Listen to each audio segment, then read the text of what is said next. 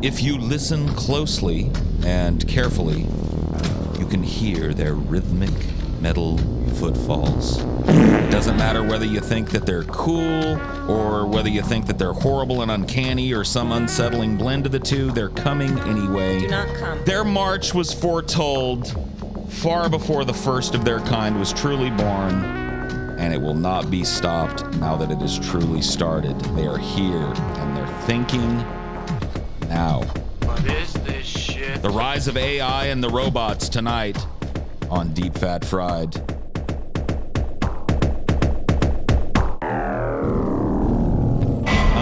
Tonight, one of our kind of discussion-based episodes that we've done in the past, the thing that I kind of compare this episode to, if anything, is our possible futures episode, where we kind of ruminated on the possibilities of the future. But I did pull some historical stuff about robots. Interestingly, robots or automatons are a pretty ancient concept. So the idea of a machine that looks and in some ways acts and reacts like a human in some way is not some newfangled idea.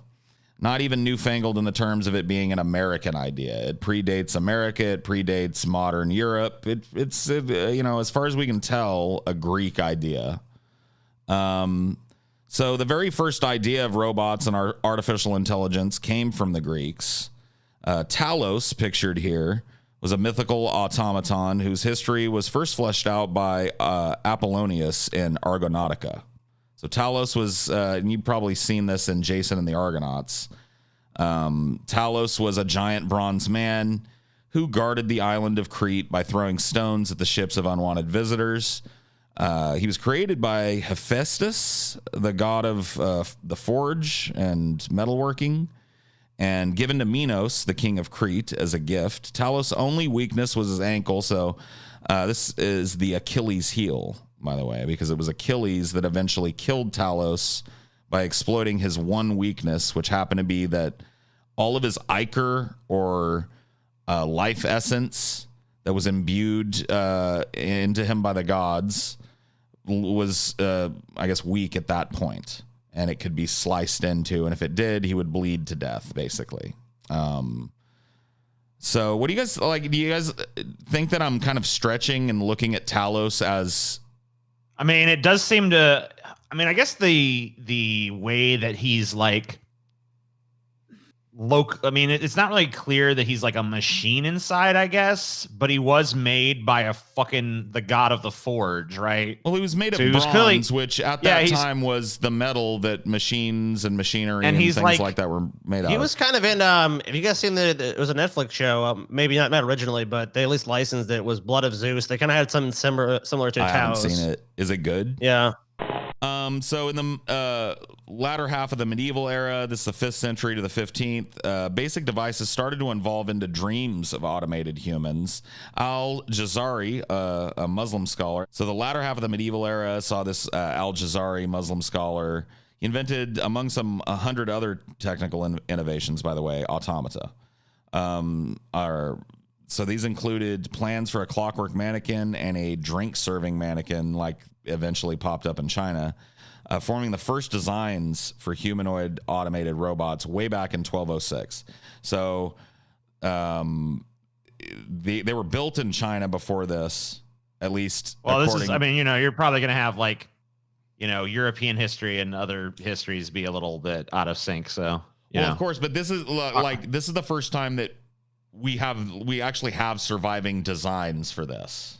Right. We have so the solid shit from evidence. China, that type of shit, like artists, great artisans in ancient China around the time that we were talking about didn't even sign their pieces. Like they weren't allowed to. So it was just like, there were no plans for this. None of those survived. We don't have any, we just have the stories and some of the insinuations that these things might have existed. But Whereas we actually have evidence of this. This is concrete. We know this exists clearly. Or at the very least, plans for its building existed. Yeah, so in 1493, so anyways, these classic automata later influenced Leonardo da Vinci. In 1493, he added his own rich developments to the history of computing with plans for building a robot including detailed designs of a mechanical man. One that Leonardo da Vinci invented was a robot knight, could stand, sit, raise its visor, and independently maneuver its arms, had an anatomically correct jaw. The entire robotic system was operated by a series of pulleys and cables, which at the time, before the engine was invented, right? So once again, it's a puppet, but it had all the markings of what we're talking about. It was intended to be and it could be a machine that could be operated from another room by turning a crank or having a goat walk around and turn a crank, right?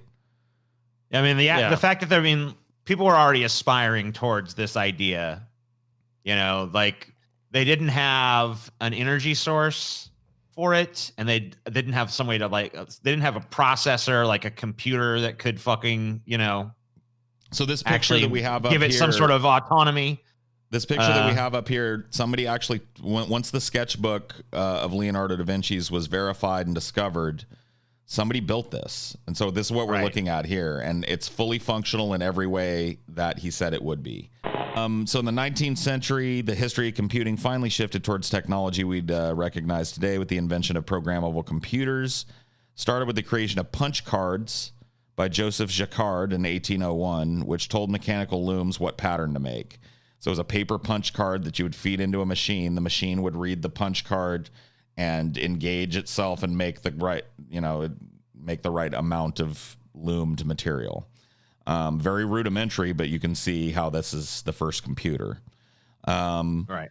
So, because now it's able to make some kind of decision, quote unquote. Right. Yeah. Or at least be fed a task and then go about that task on its own. Charles Babbage began the creation of the first programmable computer around this time, which he called the analytical engine. This was around 1837. This would be the first device to earn the name computer. Ada Lovelace, a friend of Babbage, was the first computer programmer, also a future clit of steel advocate, because a lot of people don't know women have been involved in this technology from the very inception of it. True. That is true. Ada Lovelace was an insanely important part of the first computer being built. Friend of Babbage's, she was the first programmer, which a computer is pretty worthless without a programmer. She designed a program which would have been delivered using a punch card that would have worked had the machine been completed before Babbage's death. So she is recognized as the first computer programmer, and I do know that they've gone back and built this engine and used her formulas, and they've worked. Robots, AI, and machine learning have developed significantly in recent years. In fact, so profound is the transformation that reports now claim that up to 1.5 million jobs are at risk of being replaced completely by automation today. Industries around the world are set to be transformed by robots and AI. And that's kind of like the crux of our conversation today. And kind of what all the history that we talked about, which was interesting, is leading up to, and really the start of the main topic tonight, which is this shit is coming. Scientists know this shit is coming. We've seen this shit beat the best fucking Jeopardy contestant that ever existed. We've seen this shit play chess better. They've been routinely beating chess masters for fucking years now. We've seen this. We know it's thinking. We know it's learning in various capacities and in various ways. And we know that an expression of that is robotic. It's physical. So the expression of the physical aspect of AI is these robot dogs that were recently in the news, and you know that New York said, no, that's too uncanny to be on the streets. Oh, the Boston Dynamic dogs? Yeah. Yeah, that's too uncanny. We don't like, and I don't blame them. I think they're right, but that's truly what the human decision is. It's like we look at these robots and we go like, nope, too uncanny for me to accept. Get it off the street. Too weird and spindly. And you know what's going to happen as a result of that is they're going to make these fucking things cute. It was testing whether or not, can we just leave this thing functional, or do we have to like give it eyes? And the New Yorkers answered, put eyes on that fucking thing. You know what Give I mean? it some eyeballs. Humanize it. Right, human eyes. Like, give it a face. Give it some kind of animal-like shape. Make it more animal-like. Insinuate that it's more of an animal and less of a machine. That's what's going to happen. This is all happening in front of us. So there's nobody on the panel tonight of the discussion that disputes, right? This is the future. barring some nuclear catastrophe or some unforeseen development in human history, like No, this is coming. No, this is happening. This right is now. I mean, this is the now. I Right. mean, This isn't even. This is not. I mean, it's really not even the future. It's just like we're in the. It's. I mean, obviously, It's going down. the beginning of it was just these simple applications, like you screw this thing in at the factory. Well, I mean, right? one of the things we just saw, I think, is that the beginning of it was long before any sort of modern conception of it. I mean, like people have been creating automatons and even conceiving of robots for fucking centuries. So. I mean, you just have to think about like really a big part of supply chains that for business, like the weak factor is the human.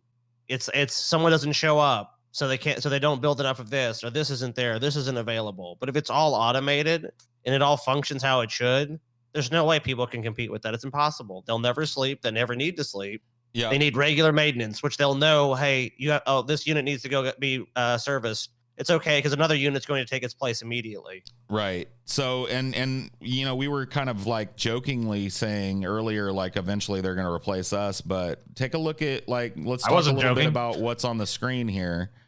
Yeah. So this is IBM's Watson in the center. It's part of IBM's Deep QA project, which is an AI development project that IBM's been working on for a number of years. Watson was named after IBM's founder and first CEO, industrialist Thomas J. Watson. The computer system was initially developed to answer questions on the quiz show Jeopardy! And in 2011, Watson, the computer system, competed on Jeopardy! Against two of the modern, like probably, you would have to kind of say, probably two of the best players of this game in the modern world. Yeah. Yep.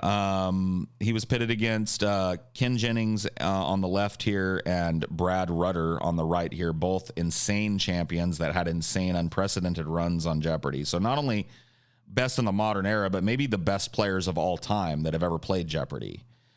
Because Jeopardy!, of course, has been a cultural phenomenon for a long time, and these two people dedicated their lives basically to becoming Jeopardy! Champions. It was their dream to become trivia masters so that they could come on this show. So these are like this is the best human minds for trivia that spent their entire lives training basically to be trivia masters. And look at the blowout here. Yeah, I mean, it's not even close. Right. Watson has doubled both of their scores and then some. Tripled. Let's remember that Jeopardy! Goes beyond just a mere. Like, it's not just like you're asked a question. Like, there's like word play and like all kinds of shit. Yeah. There's like, you have to be like, there's like an element of wit to it. And the questions are, I mean, you're given the answer and then you have to supply the questions. So it's like, there's a lot of fucking, it's not a simple Q&A fucking game. Like, it's not just enough to know this stuff. You have to like understand the word play and shit. So Watson clearly can do that with a fucking higher degree of accuracy. Not only play the game by the rules, answer the questions, but also like use strategy. Yeah. Right. Look how much Watson did. I guarantee that wasn't just some random like. Right. You look at the human bids, it's like 1,000, 5,600. Watson like knows like I will bid 17,900. Like that's like the result of fucking algorithms clicking. Oh yeah, what's gonna maximize the potential risk reward? Fucking. Let's even say Watson lost this. Let's say Watson loses this. Yeah. Like, all that data gets used to say, okay, let's take Watson back again, and then Watson maybe wins. They knew that Watson wasn't going to lose this going in. Well, at this point, obviously, no. They probably developed, and here's the crazy thing about Watson. Lest you think it was just a gimmick meant to beat the two best Jeopardy! People in the world. No, Watson almost immediately. So that was in 2011, right? That this happened. So this was a long time ago now. 10 years. In February 2013, IBM announced that Watson Software Systems' first commercial application would be for utilization management decisions in lung cancer treatment at Memorial Sloan Kettering Cancer Center in New York City, one of the best cancer treatment centers in the world, by the way. Not surprising. In conjunction with WellPoint, which is now Anthem. In 2013, Manoj Saxena, IBM Watson's business chief, said that 90% of nurses in the field who use Watson now follow its guidance. Like, let's just be real. You go to McDonald's, and I go more than I should, of course.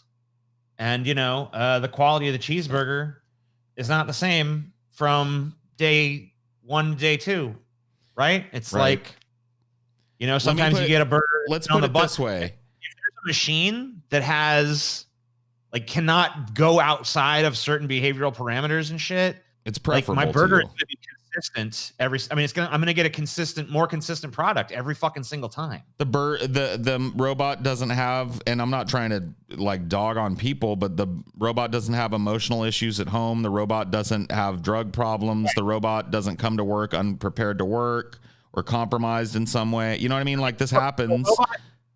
Let's just like admit to the fucking real problem here is like these robots are going to do these jobs better than we ever could. Well, here's the thing. They already can. Most of them, like no, listen. Already, if they can put together a car completely automatically, which they do with limited human oversight, which is already the standard for building cars, they can flip a fucking hamburger and give it to you, right? Exactly. So it's just a matter of time before, like, already fully automated McDonald's exists. I didn't pull anything about it, but in Japan, I believe there is a completely automated McDonald's where you order from a kiosk. Your food is made by a mechanical assembler in the back that cooks the food, throws it on the bun, cleans itself up, and goes on to the next order. And it's just kind of comes out on a tray and you take it. What's going to happen when there's no trucking? What's going to happen when there's no, as this depicts here, which is kind of like pretty, if you're triggered by Uncanny Valley, look away now, but it's displaying something that's going to be the future of humanity. So let's take a look.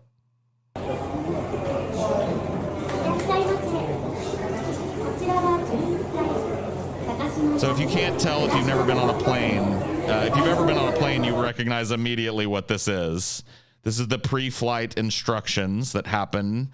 And there's a lady that they have to pay that most of her job is to make sure that people adhere to these instructions. And to be honest with you, most of her job is just to give these instructions at the beginning of the flight and then to sit down and maybe to deliver some drinks or something. Well, they could eliminate probably half of that staff with this robot right here. Just install it in the planes, have it greet people as it walks in, have it say itadakimasu a bunch of times as people walk by, and then, arigato gozaimasu when they leave the goddamn fucking plane, and all of a sudden you don't really need about half of the staff on your plane, right? Whether it's a digital face or a robotic face, they have to present us some kind of, because if they're going to work for us and around us, they have to interface with us. That's what iRobot is about. These machines eventually have to develop the ability to smile and say, oh, well, thank you very much. I just wonder, like, what happens when the robots come to really ask themselves the question, like, what makes you here's the question. What do we need these things for? You know what I mean? Here's the question that I throw back to you, because a lot of people jump to that conclusion. So let me answer your question. I'm not jumping any conclusion. I'm just asking. Right. Well, let me annoyingly answer your question with a question. What leads you to believe that a machine would make that consideration in the first place? I mean, isn't the guile of human beings that you're taking into account? I don't know if they would or not, but I know that they're like inevitably made in our image, and I think self-preservation might be an emergent property of intelligent beings, and that's why I think it would make maybe a moral, not like a moral consideration, but just a logistical consideration of like, are these humans really an asset to us, or are they a liability to us? Right.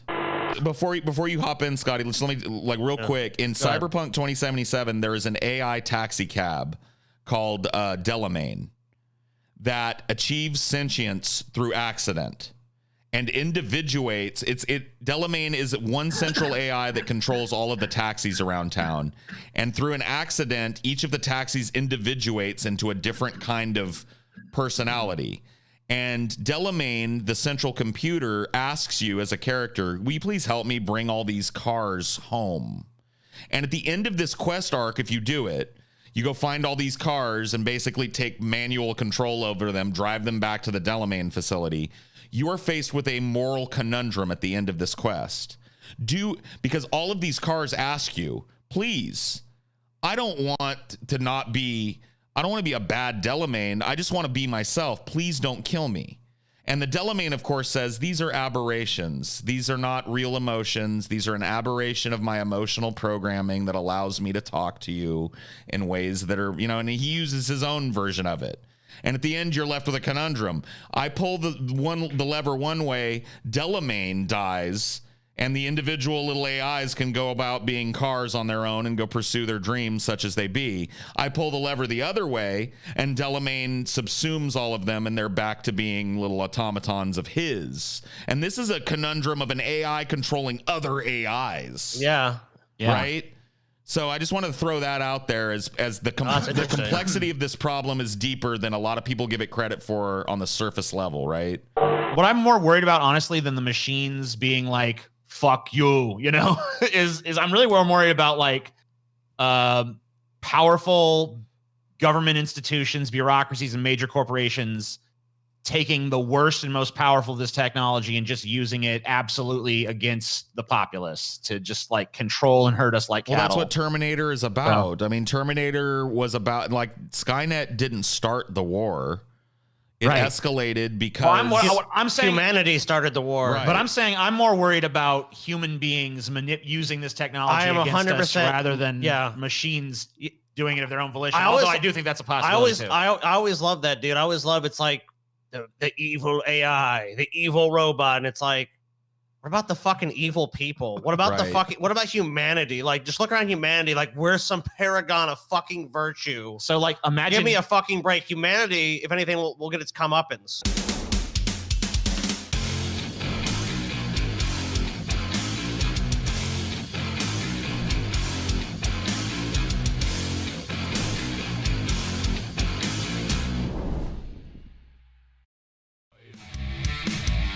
Deep bad pride. Deep bad pride. Deep bad pride. Deep bad pride.